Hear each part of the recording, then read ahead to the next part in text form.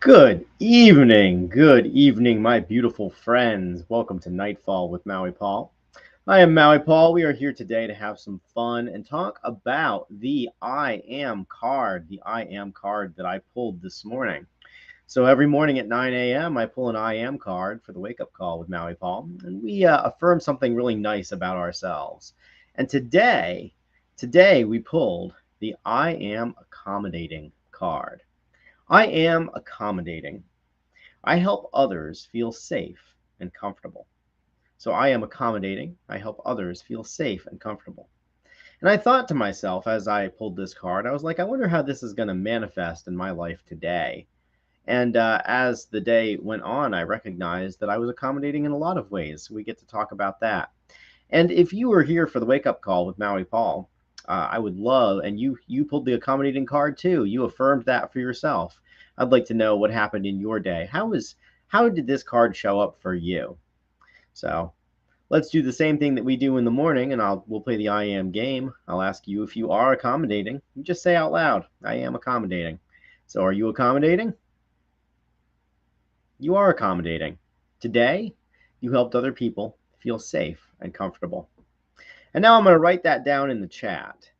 And as I do, I am bringing it even more into reality. I am manifesting this. People talk about how do you manifest things? How do you take things from your brain and make them reality? I'll show you how to do it. Ready? Just like that. That's how you do it. We write these things down, we put them into reality, and in that way, we allow other people to believe in them too. And that is powerful. That is a manifestation of collective consciousness. When I believe something and you believe something too, that is much more powerful than only one person believing it. And so I encourage you to write it down. Write down that you are accommodating and talk about how that happened in your world.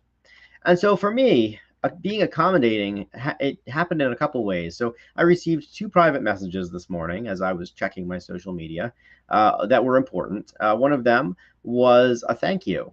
It was a thank you letter, a thank you note, and the other one was an I'm sorry. So one person said I'm sorry, and the other person said thank you. And as I considered how to respond to these messages, I was thinking, well, how can I best help the people who sent them feel comfortable for having sent them? I felt like both of them required some courage in order to send. And it takes courage to thank somebody for something. It takes courage to say that you're sorry for something. And so I responded to both people, and I recognized as I was responding to them that I was accommodating their feelings, that the way that they felt was important to me and is important to me, and that I'm grateful for them for being honest and expressing themselves. So that's what happened with people.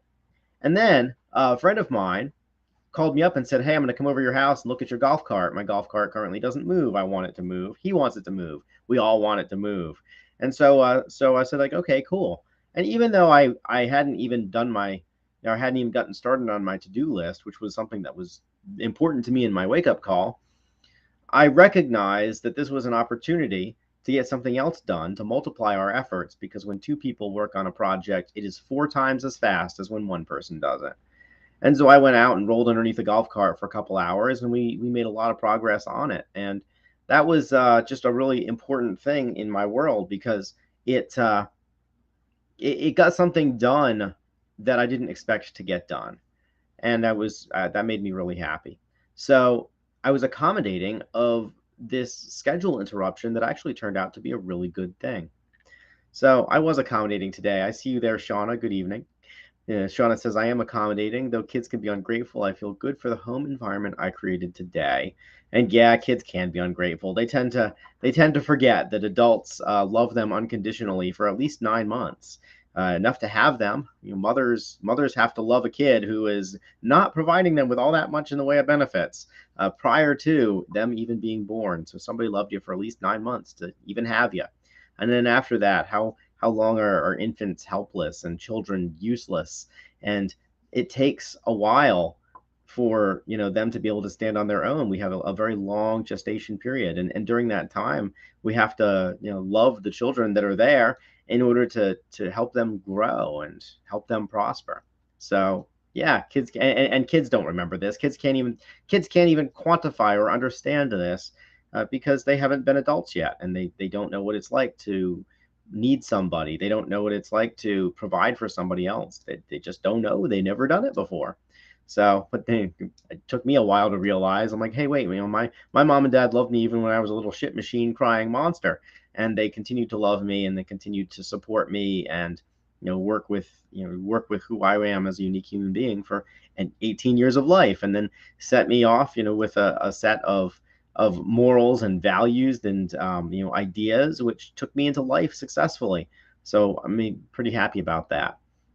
But yeah, like that doesn't mean like when I was a kid, I didn't appreciate them. I I remember vividly there was a time when mom had bought me like a candy bar or something, and my sister wanted some of it, and I just didn't want to share. And this was a time in my life where learning how to share was definitely on the agenda. I was probably 5, 6 years old. I mean, but I vividly remember that I just didn't want to share with my sister, didn't want to share with my sister. And so my mom was like, okay. So she bought my sister her own candy bar, or her own, it was a York peppermint patty. I still remember it was a York peppermint patty. My mom bought my sister a York peppermint patty. And so I would then wanted my sister to share. And mom was like, nope, she doesn't get to share. You get your own and she gets her own. And I mean, I just remember throwing a tantrum there in the store screaming, it's not fair. And mom looked at me and she said, it's infinitely fair. And I remember then being like, oh, yeah, I'm being an ungrateful little shit in the store. Though I didn't use those words, I was like 6. But I remember thinking about it and being think, wow, yeah, my mom's absolutely right. Her position is unassailable, and coming to a decision point at that stage that sharing was actually a better thing and made us feel better than not sharing. So, and I just wanted to share that little story, and well, I've been sharing ever since. So, anyways, I uh, I realize that kids can be ungrateful, and I feel grateful that you create that home environment that you've created, something that is really nurturing for your offspring. I think it's a beautiful, wonderful thing, and one of the unique joys of just having a family, being a mom. Anyways, I am going to do my to-do list next, and it's about time for me to get off of technology. So I want to say thank you very much to the folks who have come here today and enjoyed some time with me. I appreciate you. Tomorrow at 9 o'clock in the morning, we are going to pull another I am card, and then we're going to talk about it and see how it manifested in our lives once again. So that ought to be really exciting. Thank you guys so much for those of you who support this, who share the stream. You guys are amazing. You are the ones who are really bringing this to a wider audience, and I appreciate you. Until then, I want to say have a good night and aloha, aloha from paradise.